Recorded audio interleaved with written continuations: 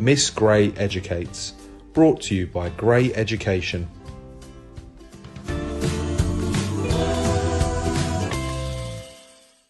Something Different by Jill Lewis and Ali Pye. It was Nonty the 9th, which, as every little something knows, is stargazing night. The sky was very dark and very clear. The only lights were in the lanterns that the little somethings carried up to the stargazing stones.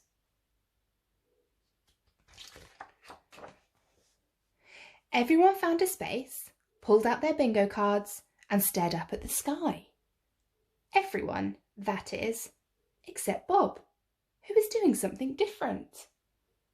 Just then the stars came out and twinkled, and the display began. "We see Diamond Star!" cheered 4 of the little somethings. They crossed it off their bingo cards and everyone settled back down. Everyone, that is, except Bob, who was doing something different. "I see Sapphire Star!" cried Sparky, and everyone cheered. Everyone, that is, except Bob, who was doing something different. Bob had just crossed off Sapphire Star when he looked up. His black ears twitched excitedly. "Has anyone got Extremely Bright and Moving Star?" he asked. No one had. "In fact, has anyone got Extremely Bright, Moving and Getting Close Very Quickly Star?" squeaked Bob. It certainly was bright, and it was moving very fast, but it wasn't a star.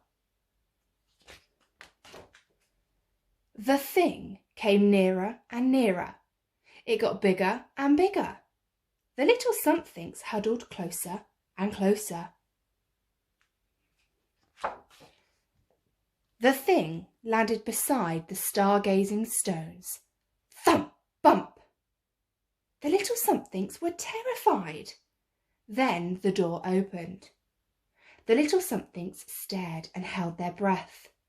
When the smoke cleared, there stood something different. Something different had black ears, curly antennae, and lots of legs. "It's got black ears," whispered Minnie Wiggler. "That's odd." Bob said nothing, but wiggled his black ears. He didn't think they were odd.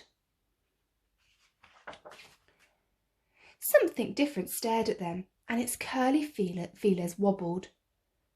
"It's got curly feelers," whispered Skedaddler. "That's very odd." Minnie Wiggler felt his curly feelers. He didn't think they were very odd. "It's got so many legs," said Bunnykins. "That's seriously odd."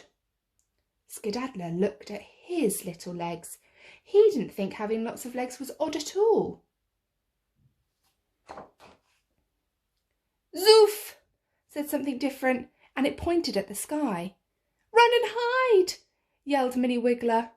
All the little somethings, except Bob, rushed behind the rocks. "Zoof! Zoof!" said something different. Only Bob could see the big, fat tear plop down its face.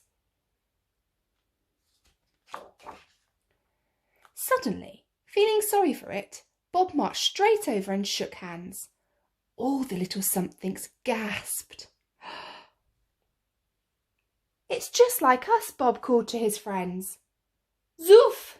agreed something different. "It's nothing like us," cried the other little somethings.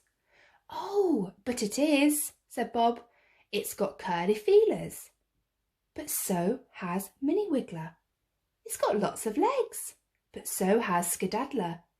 And it's got black ears, just like me." Something different's feelers crackled, and it looked up at the sky again. "It doesn't want to be here," said Bob. "I think it's lost." "Zoof! Zoof!" something different said, pointing up.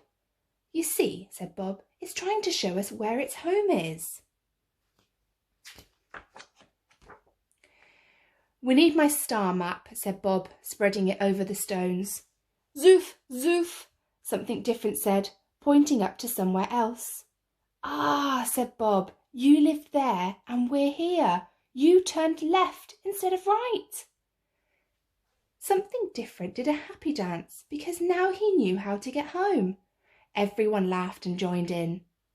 Say shooting star, said Bob, taking a photograph. Then it was time to wave goodbye. Within moments, something different was nothing more than a bright light whooshing through the sky. Bob looked down at his bingo card. Oh ho, he chuckled, noticing the last star. He crossed it off. Bingo! He shouted.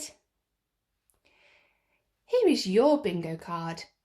Can you find all the things on the card hidden through the story? You will have to look very carefully. The end.